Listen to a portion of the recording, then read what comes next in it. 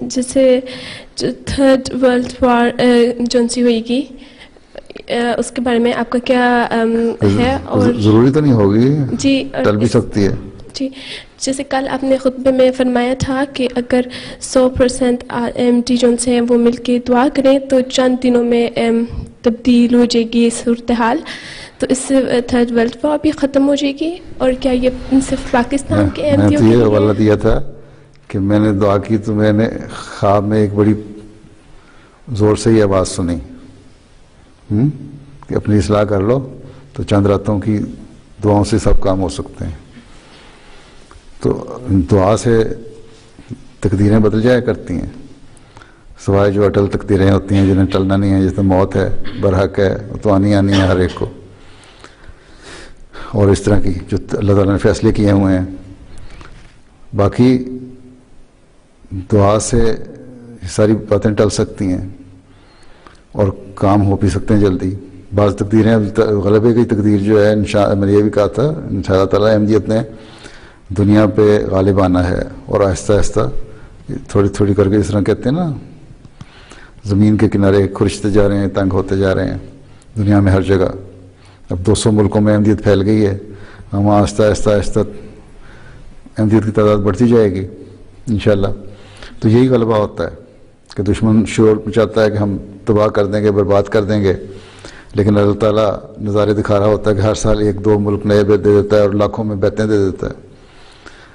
تو اس طرح انشاءاللہ تعالیٰ یہ غلبہ تو ہونا ہے، اسی کو غلبہ کہتے ہیں. یہ ضروری نہیں ہے کہ ہم نے کسی حکومت پہ قبضہ کر لینا ہے، نہ ہمارا یہ مقصد ہے، نہ ہمیں کسی حکومت سے غرض ہے. تو صرف یہ ہے کہ اللہ تعالیٰ جماعت کی تعداد بڑھا رہا ہے. حضرت مسیح علیہ الصلوۃ والسلام کو ماننے والے اور اسلام کی صحیح تعلیم پر عمل کرنے والے اور حضرت صلی اللہ علیہ وسلم پر درود بھیجنے والے زیادہ سے زیادہ حقیقی رنگ میں پیدا ہو رہے ہیں. اللہ تعالیٰ کی وحدانیت، توحید اور اس کی عبادت کرنے والے زیادہ پیدا ہو رہے ہیں، اور ہونے چاہیے، تبھی احمدیت ہونے کا فائدہ ہے نا. تو یہ غلبہ ہے.